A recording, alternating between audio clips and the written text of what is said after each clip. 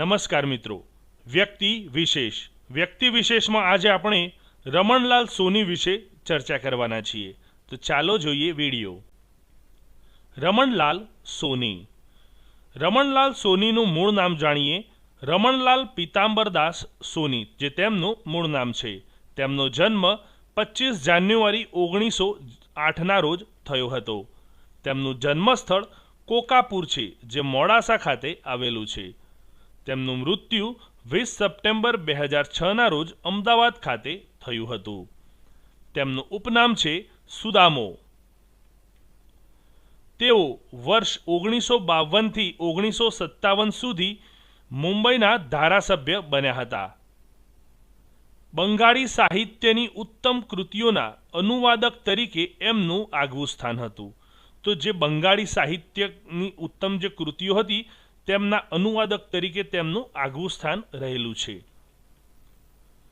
રમણલાલ સોનીની કૃતિઓ જોઈએ હવે, જેમાં છે બાળવાર્તા। બાળવાર્તામાં છે શિશુ કથા, શિશુ સંસ્કારમાળા, ગલબા શિયાળના પરાક્રમો, શિશુ ભારતી ગ્રંથમાળા, ખવડાવીને ખાવું અને જીવાડીને જીવવું, ખાટી દ્રાક્ષ, પૂંછકટ્ટો, રોહંત અને નંદીય, ધનોતપનોતની ધડાધડ, ભોળા ભાભા, ચટકચંદ ચટણી, સિંહાસન 32, અરેબિયન નાઇટ્સની વાતો, વીર વિક્રમ અને ઈસપની બાળવાતો।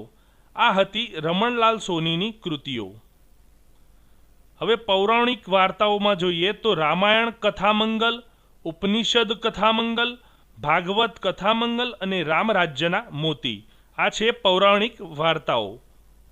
તેમના નાટકો જોઈએ છબીલો લાલ, થાથા થઈ થઈ, અમથો કારીભાર ને ફૂલો ઠાકર, ભગવો ઝંડો, બાલ મંદિરના નાટકો અને દેશભક્ત જગડુશા। આ હતા તેમના નાટકો।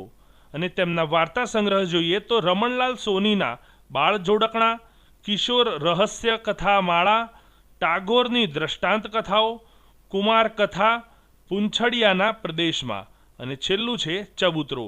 તો આ હતા તેમના વાર્તા સંગ્રહો। તો મિત્રો આજે જે આપણે વાત કરી રમણલાલ સોનીના વ્યક્તિ વિશેષ વિશે। આજનો વિડીયો પસંદ પડ્યો હોય તો જરૂરથી લાઈક કરશો અને ચેનલને સબસ્ક્રાઇબ કરવાનું ભૂલશો નહીં। ધન્યવાદ।